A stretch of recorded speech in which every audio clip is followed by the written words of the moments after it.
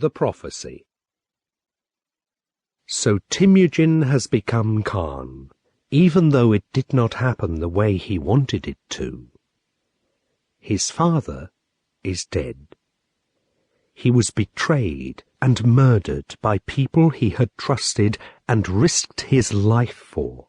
His mother has disappeared, and his tribe's livestock, lands and belongings have been stolen and divided amongst enemies. The tribe's few remaining warriors have taken their families and fled in all directions. Timucin would not have wished this on his worst enemy. The worst thing is that Arbessa, the only person in the world whose life is more important to him than his own, has been sold as a slave, and it is all his fault. Only Chuzir is left from among the small group of men that came to rescue him, and you can't really call Chuzir a man. He is really nothing more than a boy, not much older than Timucin himself. But Timucin is Khan, though, and isn't that what he has always wanted? Of course, he never imagined he would be Khan of a tribe consisting just of 2 men. But when has fate ever cared much about the desires of men, let alone their exact wishes about how things should happen? Perhaps fate does care, though, and you men have forgotten how to hear its voice.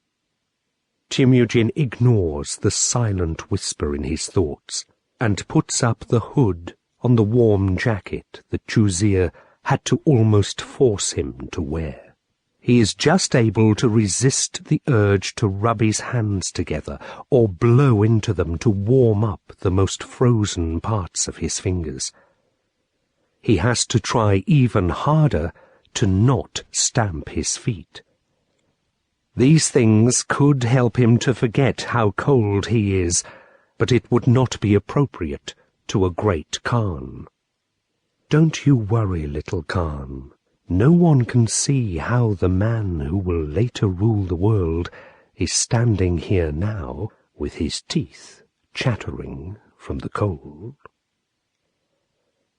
As ever, Sarantoya's voice whispers straight into his mind. Something in her voice seems to taunt him and scares him at the same time. Well, even if nobody can see it, a place like this is not worthy of such a gesture, answers Timucin grumpily. His voice, however, is so weak and trembling that it sounds like that of a newborn baby.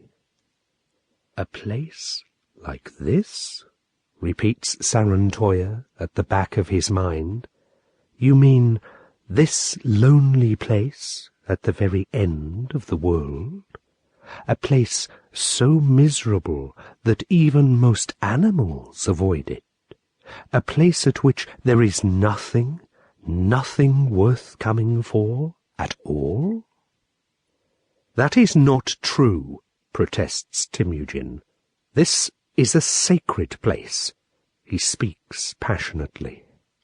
He wants his words to sound impressive, but his lips are so numb with cold that he can hardly move them. Sarantoya does not answer at all. Timucin decides to compromise between his pride and the danger that he might actually freeze. He sticks his hands in his armpits and then stamps off through the thick snow. He walks around the tall rocks and has a clear view of the land on the other side.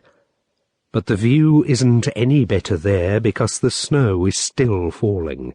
Everything is covered in a grey-white blanket. There is nothing to see but shifting shadows and falling snowflakes. The dragon is right, of course, and Timucin knows it.